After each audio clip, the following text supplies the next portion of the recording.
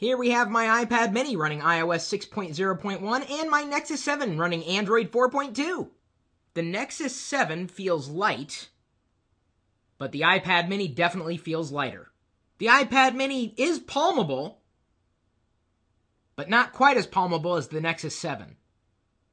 It should be obvious to you by now, the Nexus 7 is far more pocketable, unless you have really big pockets. When I hold on to either device in one hand, the Nexus 7 definitely feels better balanced. And to tell you the truth, I also appreciate the grip on the back of the Nexus 7. The hardware construction on the iPad mini definitely appears to be a bit more seamless than that on the Nexus 7. So what about game performance? I just got Zenbound 2 on Android through the Humble Bundle today, so let me just show you what happens as I spin the bird around. You can definitely see dropped frames. Now let's do the same on the iPad mini.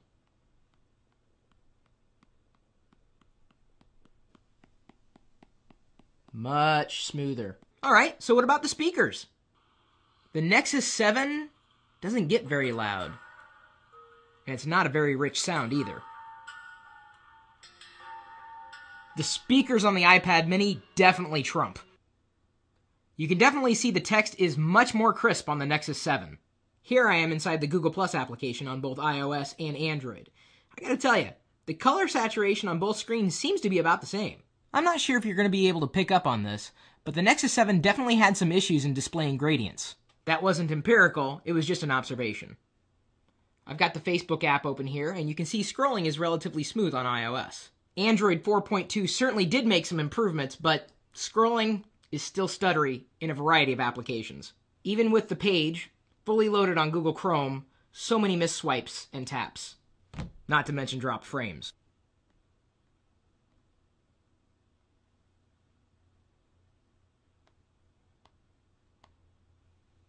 Much more smooth. Google Earth performance on iPad mini isn't bad, but it isn't great either. Seems to be about the same performance on the Nexus 7. If not maybe a little better. While the iPad mini has two cameras, one on the front and one on the back, I do believe the camera on the iPad mini bests the Nexus 7's camera. I mean, the Nexus 7's camera isn't bad, it's just not as sharp as the iPad mini's. At this distance, in this light, I look like an Oompa Loompa. At this distance, in this light, not only is the frame rate better on the iPad mini, but it looks like I have a normal skin tone, if you consider white normal. In terms of navigating the OS, well, I would say that, by and large, iOS was a bit more responsive on the iPad mini compared to Android 4.2 on the Nexus 7.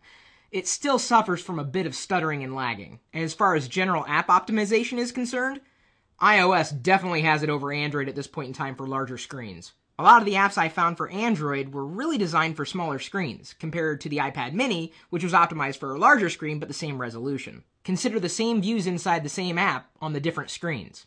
This is Flipboard, by the way. For argument's sake, I flip to another page. Don't get me wrong, the Nexus 7 screen is nice. It's just that you don't have as much screen real estate to view all content at any given time. My Nexus 7's battery's about to die, and I've been using the iPad mini so much that I had to borrow Diana's to finish the rest of this demo. With a window size of 979 by 1293 on the Nexus 7 through Google Chrome, we have 20 fish swimming across the screen at approximately 40 frames a second.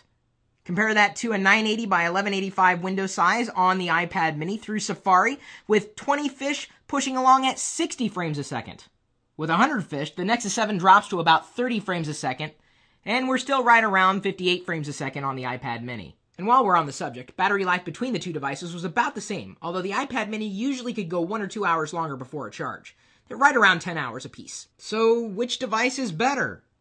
It depends. If all you have is $200 to spend, and you're looking for a tablet computer, I gotta tell you, the Nexus 7 is difficult to beat. If you're looking for overall performance and a slightly larger screen, plus an operating system that's optimized for the apps that are running on it, you're going to be better off spending a bit more money on the iPad mini. Here's the thing. They're both really good tablet computers. I'm happy to be someone who can own both, but you may have a more difficult choice ahead. Which one is really better?